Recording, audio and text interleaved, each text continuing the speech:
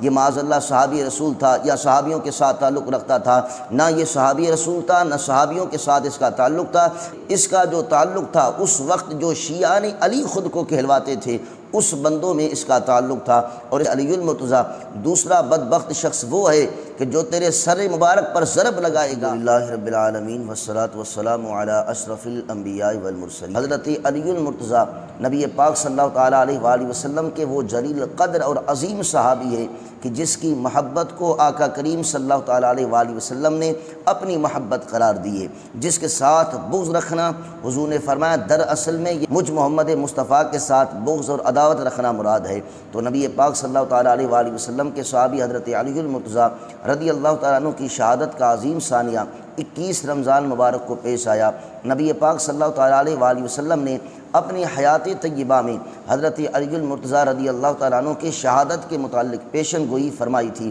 مسند امام احمد بن حنبل اس کے اندر حدیث مبارک موجود ہے، حدیث کا نمبر ہے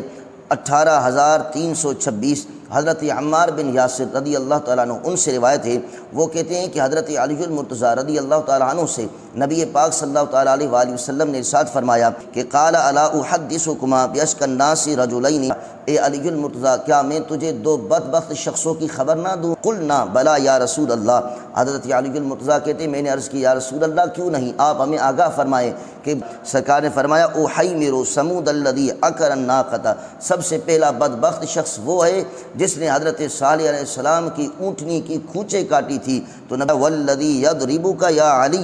یعنی قرینہ، دوسرا بدبخت شخص وہ ہے کہ جو تیرے سر مبارک پر ضرب لگائے گا یہاں تک کہ وہ ضرب جو ہے وہ کان پٹی تک آ پہنچے گی۔ فرمایا حتی تبل منہ ہذہ یعنی لحیتہ،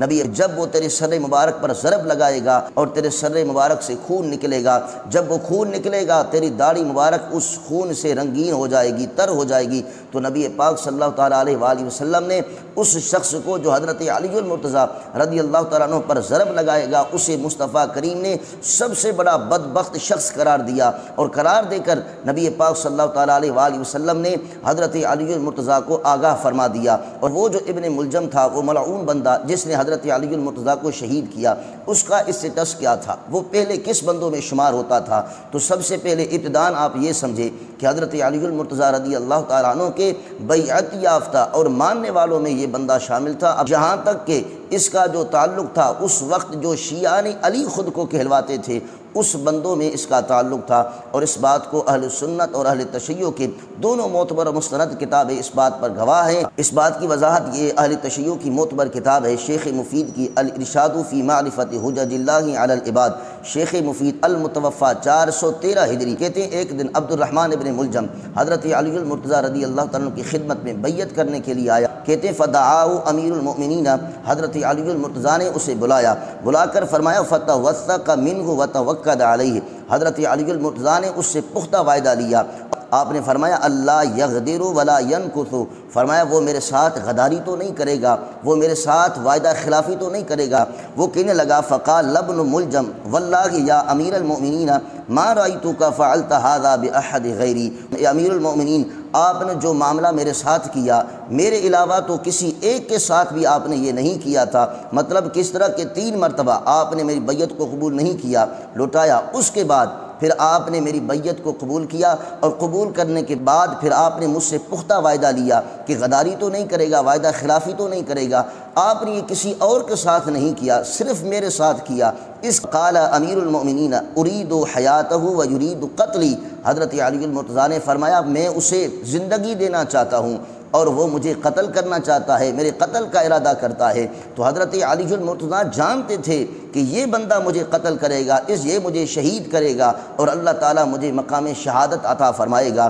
اس کے بعد جب بیعت کرنے کے بعد معاملہ ختم ہوا تو حضرت علی المرتضیٰ نے فرمایا امض یا ابن ملجم، اے ابن ملجم اب واپس لوٹ جا، فواللہ ما ارا ان تفی بما قلت، اللہ کی قسم جو تو نے کہا ہے مجھے یقین ہے تو اس پر قائم نہیں رہ سکے گا، تو ہی غداری کرے گا، میرے ساتھ خیانت کرے گا۔ تو حضرت علی المرتضیٰ رضی اللہ تعالیٰ عنہ پہلے ہی اس بات کو جانتے تھے کہ یہ بندہ عبد الرحمن ابن ملجم مجھے شہید کرے گا، اور مصطفیٰ کریم نے اپنی حیات طیبہ میں انہیں آگاہ فرمایا تھا کہ ایک بندہ بڑا بدبخت شخص ہوگا جو تیرے سر مبارک پر ضرب لگائے گا اور تجھے اس ضرب کی وجہ سے مقام شہادت نصیب ہوگی۔ سب سے پہلے یہ کتاب ہے اصل الشیعۃ و اصولھا، یہ جو کتاب ہے علامہ امام شیخ محمد الحسین آل کاشف الغطا ان کی کتاب ہے۔ کہتے ہیں عبد الرحمن ابن ملجم کان من شیعۃ علی، یہ جو عبد الرحمن ابن ملجم تھا یہ حضرت علی المرتضیٰ رضی اللہ تعالیٰ عنہ کے شیعوں میں سے تھا، شیعان علی کے ساتھ اس بندے کا تعلق تھا۔ الاعلام خیر الدین الزرقلی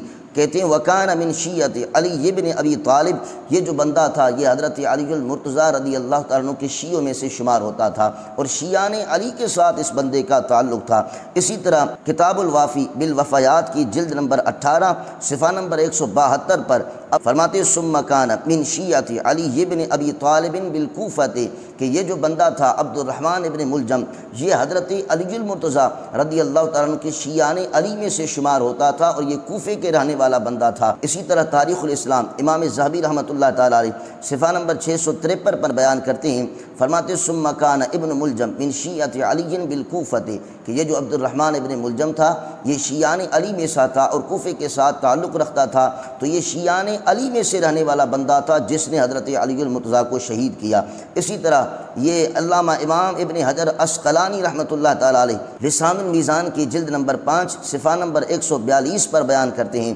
کہتے ہیں وَكَانَ قَبْلَ ذَلِكَ مِنْ شِيعَتِهِ، یہ اس خوارج کے غروب سے پہلے یہ حضرت علی المرتضیٰ کے ماننے والوں میں سے تھا، یہ شیعان علی میں سے تھا، تو لہذا یہ کتابیں اس بات پر گواہ کرتی ہیں اور آگاہ بن رہی ہیں کہ عبد الرحمن ابن ملجم جس بندے نے حضرت علی المرتضیٰ کو شہید کیا اس نے حضرت علی المرتضیٰ رضی اللہ تعالیٰ عنہ کے ماننے والوں کے ساتھ اس کا تعلق تھا، اور شیعان علی میں سے وہ بندہ تھا جس نے حضرت علی المرتضیٰ رضی اللہ تعالیٰ عنہ کو شہید کیا۔ یہ سارے حوالہ جات میں نے آپ کے سامنے اس لیے رکھے کہ بعض لوگ یہ توہمات کا شکار ہیں، وہ یہ بسا اوقات کہہ دیتے ہیں کہ جو عبد الرحمن ابن ملجم تھا یہ معاذ اللہ صحابی رسول تھا یا صحابیوں کے ساتھ تعلق رکھتا تھا، نہ یہ صحابی رسول تھا نہ صحابیوں کے ساتھ اس کا تعلق تھا، یہ بندہ شیعان علی میں سے تھا اور شیعان علی کے ساتھ حضرت علی المرتضیٰ کے بیعت یافتہ بندوں میں شمار تھا، جس نے حضرت علی المرتضیٰ رضی اللہ تعالیٰ عنہ کو ضرب لگائی۔ حضرت علی المرتضیٰ رضی اللہ تعالیٰ عنہ نے 21 رمضان مبارک کو جام شہادت نوش فرمائی۔